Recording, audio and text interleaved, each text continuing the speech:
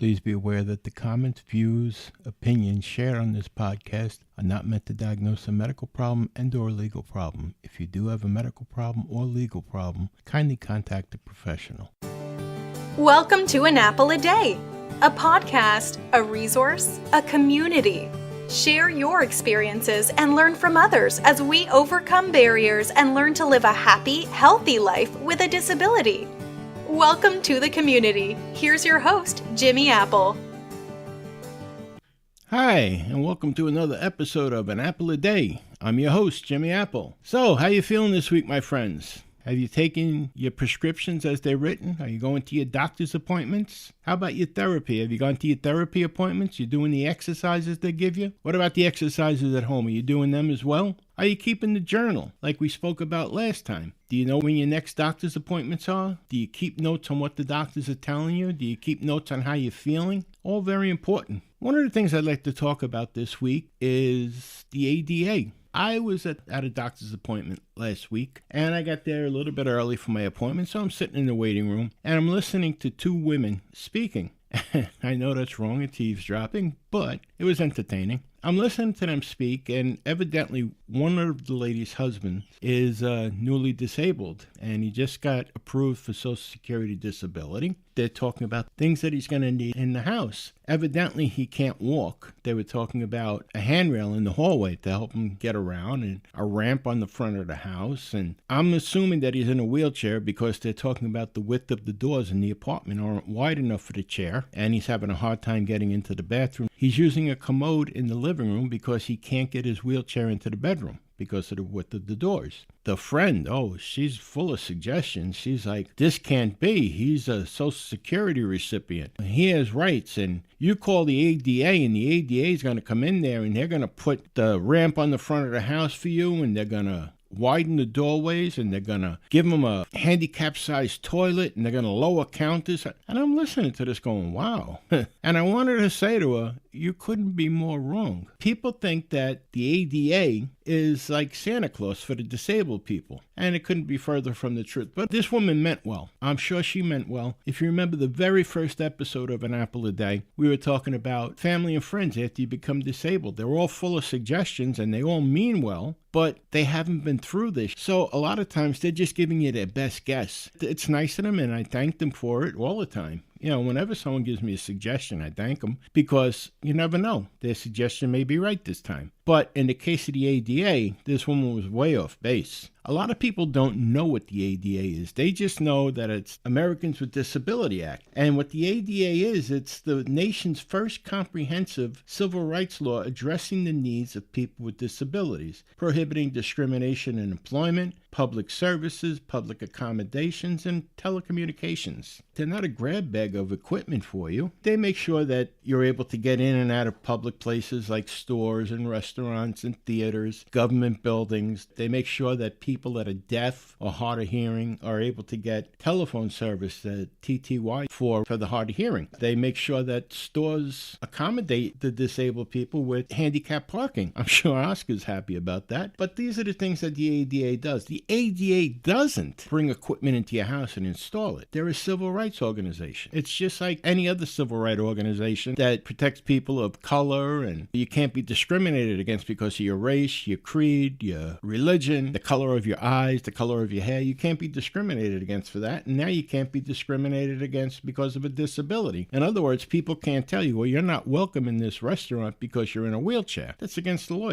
That's what the ADA is there for, to protect you from stuff like that. But they're not there to install equipment in your house. The other thing that the lady was wrong about is the landlord. She was saying that the landlord has to put a ramp on the house now for him because he's on Social Security disability. And he has to widen the doors. The landlord doesn't have to do anything. That's up to you. You have to do it, but you also have to get permission from the landlord first. The things that you put in may end up having to stay as part of the house, or you have to replace them back with the original equipment. Making the doors wider, that's on your bill. They rented you the house as it was. Putting a ramp on the house, again, you have to get permission from the landlord. And I suggest any changes that you're going to make to the inside of that house, or to put a ramp up the front to get into that house, if you're renting, I suggest that you get all of that in writing from the landlord and stipulate everything. Don't just take it on a handshake and say, the landlord said, yeah, go ahead, do it. Nope. Make sure you get it in writing, not because you don't trust the landlord, just so that there's no problems at the end of the deal if and when you decide to move out. That's your responsibility to get it. It's not anyone else's responsibility to make accommodations for you. Now, as far as things like grab bars and wheelchairs and whatnot, you're going to have to go through your insurance. Medicare has certain things that they cover under what they call durable medical equipment, such as canes, walkers, wheelchairs, crutches, stuff like that. And you have to check with them what they actually do cover and how much of it they do cover. Also, if you have a secondary insurance, check with them. Check with whoever you have. Check with them and see what they cover. If they turn around and say they don't cover it, they always have an appeals process, but now you run into a problem. If you need a walker to get around and you have to appeal the insurance company, what are you going to do? Are you going to stay in one spot this whole time? You can do a couple of things. You can go someplace and see if you can rent one for the time being, or you can go to a place like Walmart and buy it. That's up to you. But again, it's your responsibility to do it. The appeals process is in place for this particular situation. So you make the appeal. The other thing, there's equipment that you need, not that you can't move around without it, but things like if you're a diabetic,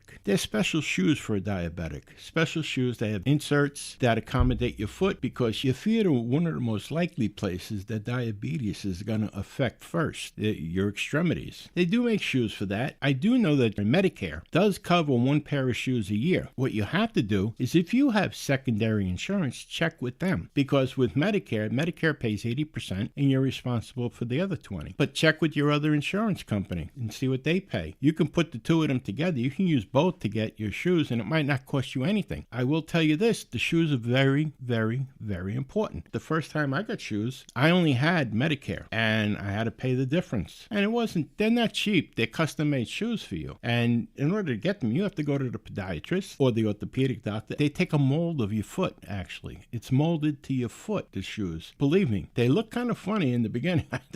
I looked at them and they reminded me of Buster Brown for some reason. But I'll tell you what, I put them on, I wear them every day. Or I wear one every day anymore because it fits like a glove. It's not like a regular shoe. You hardly even know you have it on. People that can still walk, that's such great protection for your feet. But again, that's something that you check with your insurance. And what are you going to do? If the doctor tells you need them, what are you going to do if you don't have Medicare, say, or you're not eligible for Medicare yet, and your insurance company doesn't cover it? Are you not going to have them? Isn't that a little bit foolish? Again, it's personal responsibility that we have to take for our health. Okay, and one more thing here. Something that you should look into every year. If you're receiving Social Security disability, every year you get a book from the Department of Social Security, and it tells you the different upgrades with Medicare and different programs and program changes and what have you. That's a book that's very important. I mean, in your free time, look through the book. Don't just take the book and put it away or throw it away or anything like that. It's very important. That tells you what's available to you out there as far as durable medical equipment, as far as prescriptions. And it's just a very important book. And I know too many people that say, I just get it, I throw it away. I have one friend of mine that says he uses it to keep his bed level. They send it to you. It's worth taking a look at. Now, something else you take a look at in that book is the supplement for your Medicare. You can get supplement insurance that won't cost you anything.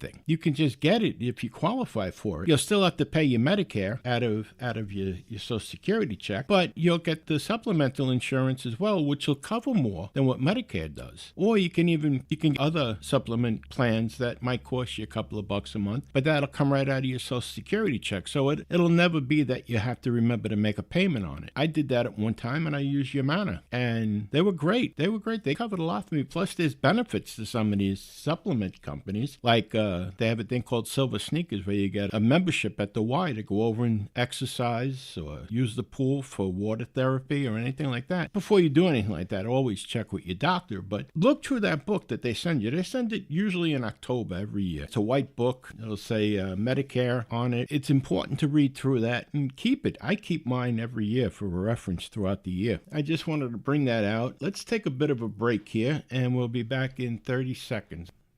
An Apple a Day is brought to you by www.famousapple.com.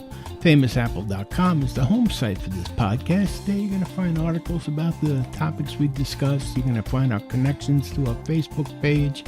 And you're even going to find connections to our private chat board. So take a minute, go over, visit www.famousapple.com, but please wait till the end of this podcast. Don't run out on me now. Let's get back to the discussion. And we're back. That wasn't too bad. You know, every time I play that 30-second bit, it sounds like it's getting a little bit shorter and shorter. Anyway, let's change gears here a little bit. Let's talk about my favorite subject. Let's talk about saving some money. Money's better in our pocket than anybody else's, right? Of course. Now, I want to talk to you about ordering dinner in. Have you ever called and had pizza delivered or Chinese food or something like that delivered to the house? It comes and the driver will tell you, oh, it's $19, and you give them a $3 tip or a $4 tip, $5, whatever. You happen to look at the bill and you notice that there's a delivery charge on it. If you haven't, look at your bills. I noticed that. I ordered from a pizza shop. It was a chain pizzeria. It was in our area, and they have good food. I called them up, and I got the girl that answers the phone. I said, I'm curious. Why is there a $1.50 delivery charge on my bill? You told me there was a minimum of $20. I said, I made an order of $20. I tipped the driver $5, and I just noticed that there's a charge on my bill for $1.50 for delivery. What's that for? So she starts asking around, and they're saying, well, you know, nobody knows, but the boss will be in tomorrow. I'll find out for you. I said, okay, well, I'll call tomorrow, and I'll ask for the boss. She gave me the name. Good night. The next day I called him. I said, hi. I said, I'm a customer of yours, and I gave him my address. He goes, oh, yes.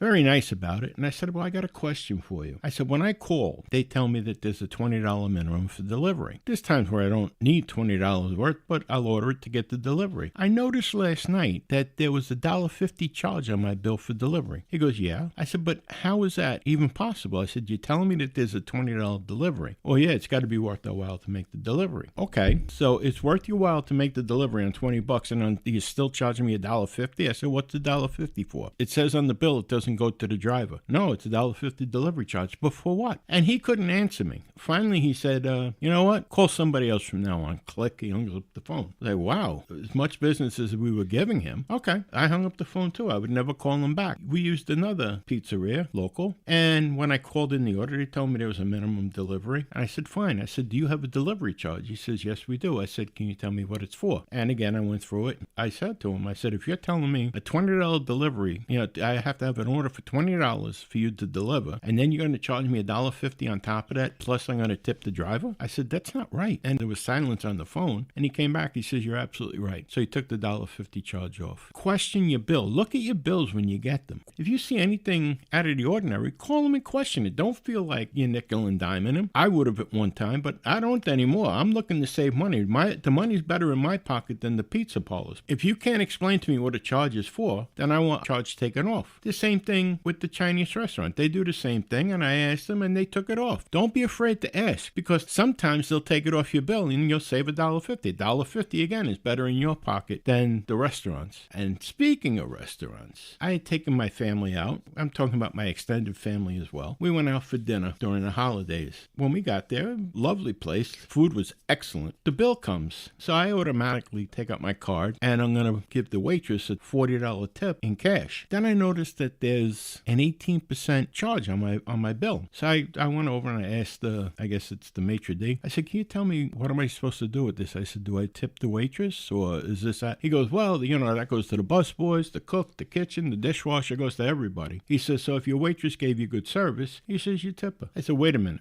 You're telling me how much I should tip? I said, how much should I tip the waitress? He goes, customary is 15%, 16%. I said, so I'm supposed to give 16% to the waitress, another 18% to the kitchen help. I said, what do you pay them? He says, well, that's the way it is. I said, okay, sorry. When I went back to the table, I said to the waitress, I said, I don't want you to think I'm cheaping out on you. I said, but here's the deal. Your boss told me he took out 18% tip already. And you could tell by the look on her face she wasn't happy. But what is she going to say? Now I check and I tell him, I don't want you to figure out my tip for me. I will leave the tip. Otherwise, I don't leave a tip. She would have made out better, or they would have made out better with what I was going to leave in cash, because I was leaving almost 25%. To me, it was worth it. She was very friendly, but I'm not going to be strong-armed. Like I said, check your bill. That money is better in your pocket than in theirs. You know what I'm saying? Here's one more thing. With the price of gas lately, I mean, we're always looking for a bargain. And I found this website. Someone had told me about it a while ago. I forgot all about it. But I went back and I looked just recently. There's a website called Gas Buddy. And what it is is you put your zip code in and it gives you the gas stations around your area. It tells you what the prices are. I was surprised to see such a difference in prices. I usually pass two gas stations on the main road, and they're usually about the same. But if you go one block over, it's like a 4 cent a gallon less. There was one that if you went 6 blocks over, and it's all going towards the highway, if you go 6 blocks over, you're saving almost a dime a gallon. It's worth it. To me, it's worth it because my van takes 30 gallons. There's $3. So you might want to check that out.